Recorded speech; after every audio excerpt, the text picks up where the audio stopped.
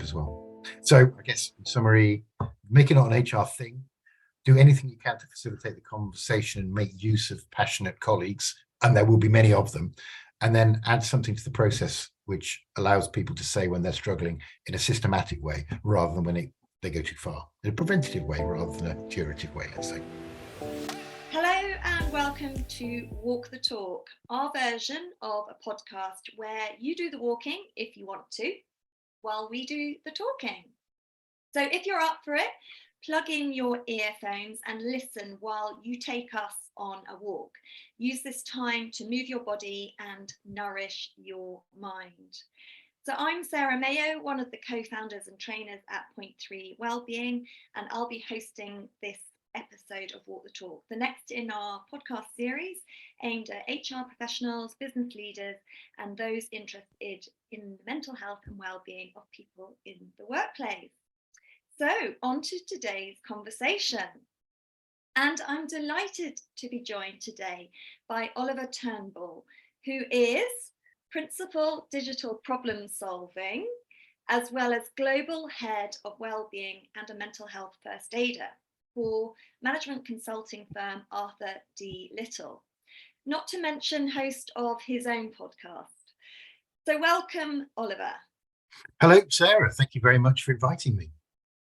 Okay, now that's quite a title there that you've got and a lot of responsibilities, Oliver. So please, can you introduce yourself in your own words and share a little bit about your role and your experience around mental health and why it's important to you?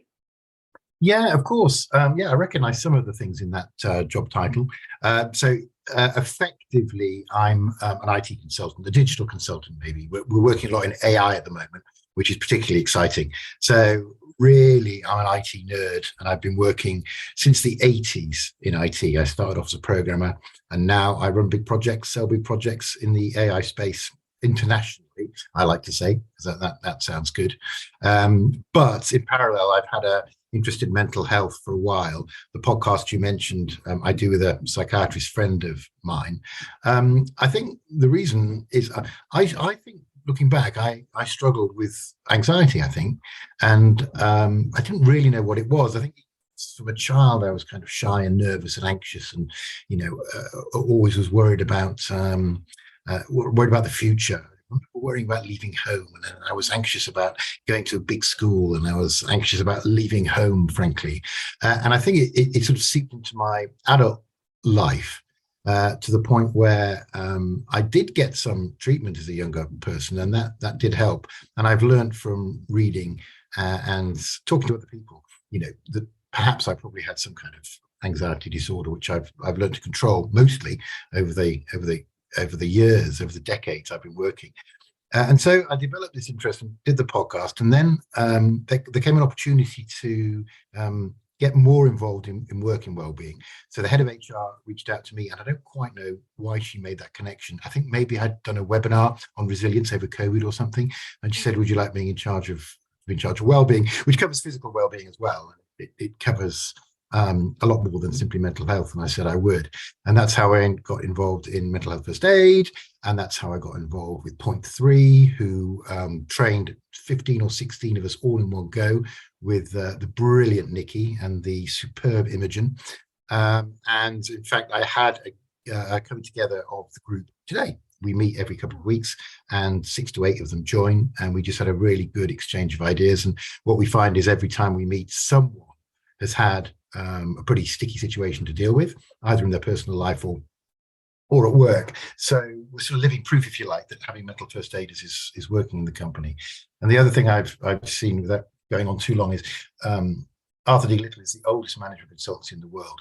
We're quite proud of that. And what comes with that is sometimes slightly old-fashioned attitudes in the leadership, which is a very middle-class, middle-aged, white, male, heterosexual set of people, all very bright, all very brilliant, actually. It's a great leadership team. But a couple of years ago, there was some reticence to enter the field of mental health because it had connotations, particularly in some of the cultures that we have within our company based on geographical, cultural distribution. And I've seen a real breakdown in that, which is an absolute credit to them, actually. They've kind of listened to me and the lady who runs HR, and they're starting to understand that talking about mental health is not lying on a psychiatrist's chair telling people, a stranger, about problems and issues you have with your father, whatever it is. It's just about keeping healthy mentally, and it's good for business. And so these messages are getting through, and the mental health first aiders now have a profile, and conversations are happening. So actually, that's quite a long way of explaining what I do. But the wellbeing bit is becoming just as rewarding as a day job, as it were. And yeah, thanks to Point Three for helping us actually on that journey, thinking about it, because we were talking about the level of training we got from you guys and saying how appropriate it was to the scenarios we're finding ourselves with. Well, there's lots to unpack there. And I mean, you've mentioned the mental health first aider community that you've got, and they're across the world, which is exciting to see. Just describe a little bit about the impact of having this team in place in terms of supporting your people across the international community. Yeah, so what we haven't found is people using us like a helpline when they get into crisis, which I'm quite pleased about, because it means that hopefully there aren't too many people in crisis. What it has done very much is opened up the conversation, as they say, and in this case, dozens of conversations, literally, all across the world. For US, Japan, it's happening slowly, but it's happening. Certainly in Central Europe, it's enormous. In the UK, very strong. Southern Europe, actually a slow start, funnily enough. And you see some cultural differences about attitudes to mental health. Middle East, tiny pockets of desperately dedicated people. Other pockets of people approaching burnout, in my opinion. So we've not so much been a help desk and the red phone keeps and there's someone in absolute crisis. But there have been a lot of conversations, and I record each one. So every time we meet, I say, Ronya, who have you spoken to this month? And obviously, it's completely anonymous. And I write a record just so that when we're putting a case for the next cohort, we've got this. Look, 50 conversations were recorded in this 6-month period, and someone was dealing with bereavement, someone was dealing with overwork, someone was dealing with a conflict with a colleague which needed unraveling, and so I'm keeping a record of those. The other things we're doing is we're having open houses, so in almost all our offices. So we're saying, hey people, just let's come and talk about mental health, and I don't mean in a judgmental way, but just in what are your experiences and how can we help, a kind of way. And then almost the main thing, this might sound weird, but one of the main things is existing. The mere fact that we're there as a function, I think gives people a little bit of comfort that the company cares and that it's genuine. And I do believe it genuinely is not just box ticking. We're genuinely there to help our colleagues. And we support each other as well. So if we're having difficult conversations, it's quite overwhelming the first time you do it, and you look someone in the eye, even someone, me, who's an experienced sort of been around the block kind of consultant, and says, look, let's just have a talk about how you're struggling. It's actually quite a big stake for anybody. So we support each other and we go through the cases that we've had, and we say, well, you dealt with that very well. How did it leave you? And sometimes they go, well, actually, I did think about that person a bit after the event, so we're able to support each other as well. So it's been very successful, and some things have been not expected, like the lack of cries for help, but some things have been very, very gratifying, like the number of conversations and the fact that people are coming to us saying, isn't it a brilliant idea that you exist? I don't need you right now, but I'm very glad you're there.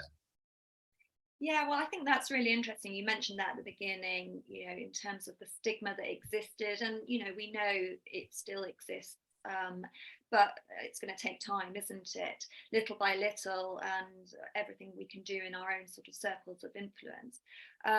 But, you did mention that it has been a bit of a journey, and, you said you gave credit to the senior management team for embracing it, but I think a lot of credit goes to you for driving that, and for creating this supportive community of mental health first aiders who are there, yes, for the rest of the ADL community, but also for each other. I think that's a really important. I think what you've done is a real sort of best practice approach, to provide that sort of community of support for each other, because it can feel like quite a responsibility, can't it, taking on that role? Very much. Yeah, absolutely. I find it, I like to think of it as a privilege, but yeah, that's right. I remember one of my colleagues saying that she'd, struggled with a person who had been bereaved, and I felt very responsible for her. She's starting out in her career, so she's, I don't want to say young, but she is relatively young, and she did a great job. And I just thought, golly, I hope I'm looking after her as she has these difficult conversations. But yeah, a responsibility, yeah. But I willingly take it on. It's really, I'm really enjoying it. It's nice. It feels like I don't want to say giving something back. You don't want to use too many cliches and platitudes, but it does feel a little bit like that. When you get later on in your career, it's nice to be able to have a way of saying, oh, this is what I've learned in the decades I've been doing this. Absolutely. And you mentioned sort of burnout, and thankfully there haven't been too many people sort of using you as a crisis line, as it were. But we know that burnout is being talked about a lot more. There are various studies to show how at least sort of 1 in 2, if not more, have suffered from burnout over the last couple of years as we're sort of coming out of lockdowns, etc. There's one study, the Microsoft study, which was a really robust study of 20,000 people across 11 different countries. I feel it's relevant because particularly because you're such an international business and looking at this sort of globally. That study revealed that sort of 53% of managers were experiencing burnout and 48% of employees. So that is effectively 1 in 2. I mean, does this surprise you? Why do you think this is? And what are you doing really beyond the mental health first aider community to support your people and to sort of mitigate the risk of burnout? Yeah, that's a great question. I mean, you shared that survey before we did this recording. I was amazed. I was like, half people feel that they're at risk of burning out or have burnt out. That is absolutely astonishing, and I'm astonished in one way. And I think we're not actually talking clinical depression or clinical generalized anxiety disorder or phobia responses to crisis situations or exhaustion or whatever like that. But we are talking about people who are thinking about it in their heads. And sometimes thinking, oh, no, if I carry on like this, I might hit a problem, or it's impacting their sleep or their appetite. So it's shocking, absolutely understandable. Sort of, it's a disease of our times, really. I mean, and that's why it's so important for us to get a grip on it. It's almost like the plague in the 14th century, which killed 1 in 3 of us or whatever, or in certain parts of Europe. Obviously, without being too dramatic, the stimulus that are piled on us every day is absolutely extraordinary, and it's probably worse for young people. I'm lying on the sofa trying to watch TV, trying to watch the football or whatever. I can't help but pick up Facebook to see if someone's posted something ridiculous that I don't really need. But of course, you get that dopamine hit, which they know that you're going to get. And even if they're giving you an advert for garden rakes, which is an item I will never buy, probably, you're still, right, I keep on scrolling because something else is going to give me that hit. And that is constant stimulation, and work gets ever more different ways of people getting hold of you 24/7. It's been going on for years, but even so we're in this constant state of arousal, if you like. And as I was taught by Imogen is the expert in trauma in war zones and natural disaster zones, but Nikki taught me as well, of course. It's that consistent stress in your brain that no one can function like that forever. Not even someone as strong as Imogen, as she bravely goes through her story as well. So in that sense, no, it makes it even more important that we're recognizing this. The other reason that I think it's not all that surprising is that when you look anybody in the eye, the person you think could respond to stress and is the most resilient person in the world, if you actually ask them, it's a really good experiment. If you actually say, wow, Paula, you are, you're renowned, tough woman who never seems to let anything get it done. I mean, have you ever felt stressed? And often their faces drop and they go, well, God, I remember one time I thought I was going to collapse. I was just about to get on a plane. The phone was ringing, and even the most resilient people have. So in that sense, not a surprise. But I don't think it's too dramatic to say it's the plague of our time is stress. And I'm optimistic. I mean, humans are very, very adaptable, and we will find ways to switch off. We will find ways to be disciplined about our use of social media and other stimulants. We will be disciplined about our work-life balance, or work-life harmony, as we call it. Sounds a bit pretentious, but there's a reason for it. So shocked, yes. When I looked into it, I thought, yeah, well, actually, I understand why people might answer that way, but optimistic that it's just another one of our challenges that we're going to have to cope with in the next cycle of this ultra communicating internet-based world that we are now living in. Sean here from Point 3 Wellbeing. Just quickly jumping in to say a big thank you for listening to this podcast. If you want to find out a bit more about Point 3 Wellbeing and how we support people in the workplace to stress less and smile more, then head to point3wellbeing.com or drop us an email to b_well@point3wellbeing.com. That's all from me. Back to the conversation. Absolutely. So you mentioned there work-life harmony. I like that. Let's dig into that a little bit more. That work-life balance, work-life harmony. We know that was, or is, I suppose, still at the heart of what people are striving for now, particularly kind of the Gen Z who led the Great Resignation, and are looking to work for organisations that promote, that work-life balance or work-life harmony and flexibility. How are you responding to this as a business? What does this mean to you? What does work-life harmony mean to you as an organisation? There was some resistance to work-life balance, and there was some. It's a little bit like junior doctors. They're currently, quite justifiably complaining about how little they get paid compared to how well trained they are and how talented they are and how much work they're doing. And it's a little bit like an old consultant saying, well, I was beasted as a young doctor, and so it was good for me. I had a lot to learn and it made me stronger. And that attitude persists a little bit in the world of consulting, where there's a sort of macho, yeah, I work 20 hours, you work 20 hours, I work 21 hours. And it's just very, very tedious, because I've seen people who work those hours and actually, how productive are they between hours 12 and 20? I'm not convinced. So there's a little bit of breaking down needs to be done, which says that work-life harmony, and again, it's called harmony because you might not necessarily want to cut off on Friday. You might want to do a little bit of work at the weekend. It might suit you, to avoid being given jobs to do by your partner, yeah, for example. So it's work-life harmony because it's basically your individual way of handling the fact that you've got to do 40 hours of good work, and you've also got to chill and do your hobbies and look after your family and go shopping and look after your mum. But we have to persuade the old style leadership. It's not about being soft. It's not about saying, golly, you must be so tired. It's 5 o'clock on Friday. Not at all. It's about finding a way that you can do your difficult work, because our job, like the job of junior doctors, is difficult and pressurized. But you can do it in a way that suits yourself. I had an interesting the managing partner in our business is a great guy. He's very old school, but he instinctively knows that there's something going on here culturally that we need to work on. And God bless him, he's changing. But I sent him an email on a Saturday morning, and he pinged straight back, I don't want you sending me emails on a Saturday. I want you to be relaxing on a Saturday. And it was like, it's not quite what I had in mind, Nick, because basically you're giving me orders over the weekend now, and you're making me you're imposing rules. Yeah. I didn't send him an email back saying that, because what actually had happened was I was working on Friday, it was 5 o'clock, and my next door neighbor pinged me saying, fancy a Stella. And I absolutely tend to fancy a Stella at 5 p.m. on a Friday. So I had a couple of little jobs, and I had a Stella, and it was lovely. We had a chat, me and Freddie, had a good evening. And then I woke up the next day and I do my admin, and I do my work, my admin for my daughter's horse and my admin for my wife's VAT, because I quite enjoy admin.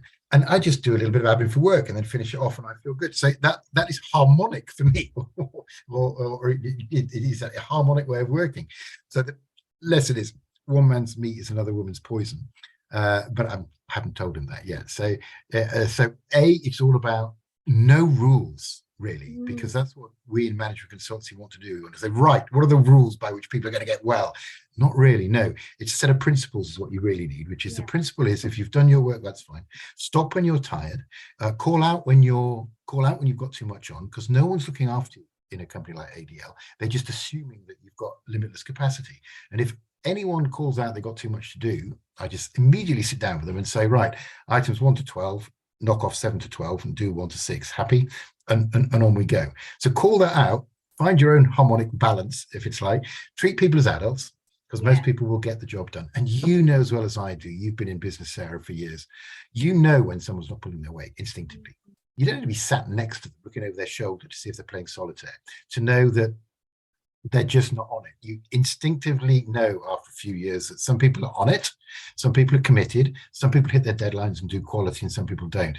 Elon Musk saying everybody must be at their desks 9 to 5, 5 days a week is saying, hey, guys, I do not trust you. Yeah.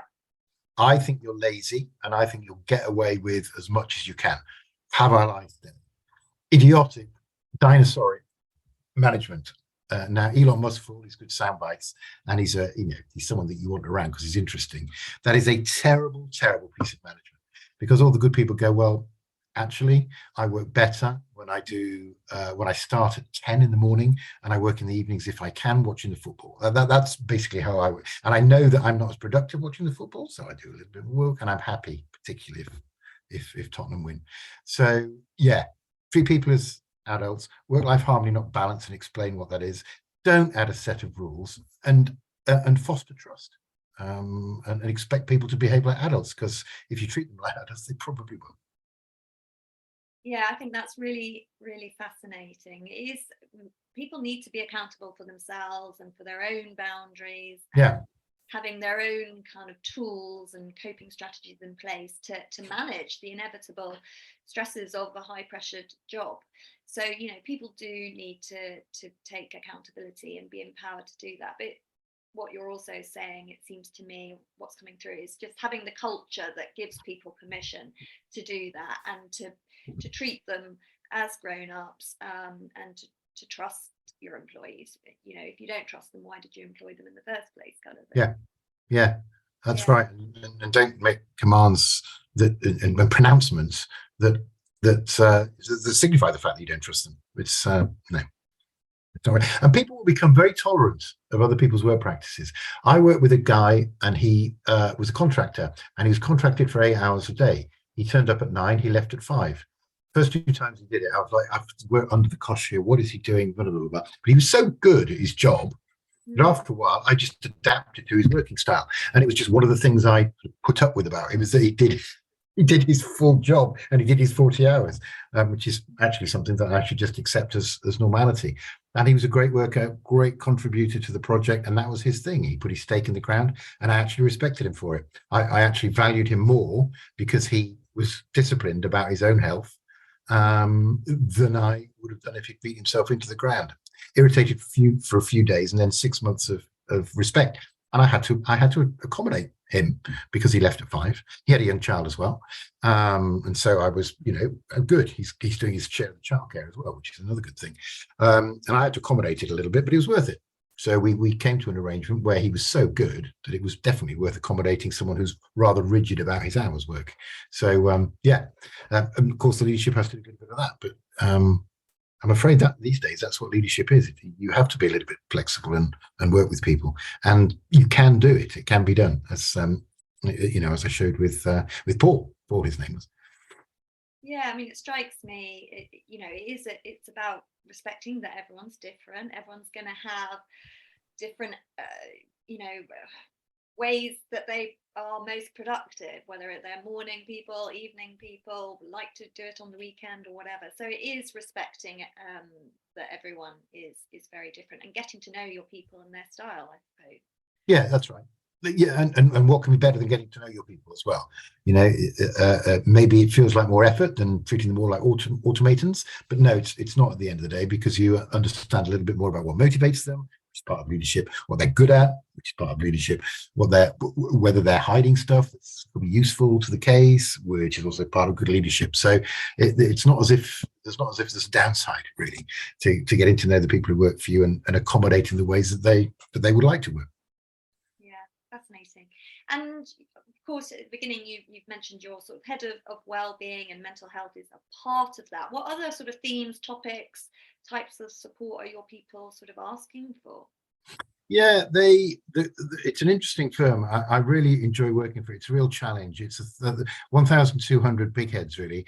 Everyone's got an opinion, everyone's got a big brain, and most people, well, almost everybody, and everybody wants their opinion. So you're never short of opinions at ADL. And so getting consensus is, I was going to say next to impossible. It's absolutely impossible. However, there are no fools. So they will understand whether we're doing this for real or whether we're just doing it because we need to say we've got an ESG policy in order to win business. Because so clients are now insisting that we have some kind of ESG policy, and we don't want it to be just a document that we send them on PDF and they tick it off in their procurement process. We want to be able to show to our colleagues that we're doing it for real. So we've got one thing that actually works. This is a quite interesting experiment because in some places it works well, in some places it doesn't work at all. But it's a sort of temperature check barometer thing. So it's a very simple form. You are strongly encouraged to fill in every 3 weeks if you're on a case. We should do it for people who aren't on a case, but we do it for on a case. Very simple, and just some free text for you to say, I'm really struggling because blah, blah, blah, blah, blah. Now, sometimes this doesn't work, and sometimes it's cultural, sometimes it's the way it's implemented, and sometimes it works really well because you have this notion that if there's a negative comment made, then the partner in charge, who is the person in overall charge of the case, not hands-on day-to-day, but they're the ones who are in charge of P&L, has to explain why that comment has been made to the managing partner, who is the person who runs that region or country. And those conversations have to happen. Now, there's always a balance between making money and keeping everybody happy, but at least those conversations are happening. So one of the things is a barometer temperature check thing that actually works and that is actionable. And again, in the spirit of not putting rules in, but putting principles in, we're setting a set of principles by which every managing partner has to act, which has to be online. It has to be anonymous. It has to be collated every 3 weeks maximum. There has to be one question about work-life harmony, and there's a few other questions that they have to be included. And actions have to be documented and followed through. So there's 4 or 5 principles, and then go away and you can create your own application to do that. And the fact that it's working in some areas and not others is not too discouraging for me, because we're just going to have to find out why it isn't working in some areas and why it isn't in others. It could be lack of buy-in from leadership. It just could be bad administration. Could be a market that's perfectly happy. Don't think so. The other thing I would say, 2 things really. One is leadership buy-in. So people are constantly telling us in feedback, funnily enough, walk the talk, as it were. Or is it talk the walk? No, it's walk the talk. In other words, you talk about work-life harmony. Why are you emailing me on a Sunday? It doesn't suit me. So we've still got a job of work to do on that, because there's a balance again between there's a deadline on Wednesday, we didn't finish on Friday. What are we going to do? But still, there is that feeling in the community that all leadership has not bought into that. And for that, we're going to create a leadership charter which says, again, I'm hoping it's going to be principles rather than rules. I don't really like rules. They're sort of counterproductive. Another rule to abide by isn't very well-being-y, but it'll be principles like, I guess, avoid weekend working where you can, plan better, try to deliver deliverables 2 days before the delivery date so you don't have this panic, etc., etc. And I'll be part of that group that creates those principles. And then the third one, we're going to use some kind of digital solution. And we had some feedback which says, don't just give us Headspace, or don't just give us Thrive, or don't just give us Virgin Pulse, is one of the other ones we've looked at. We know what you're doing. It's checkbox. Just giving us an app. We can just buy that app for $12.99 a month ourselves. So now we're looking at a digital partner who will do a little bit more than provide an app.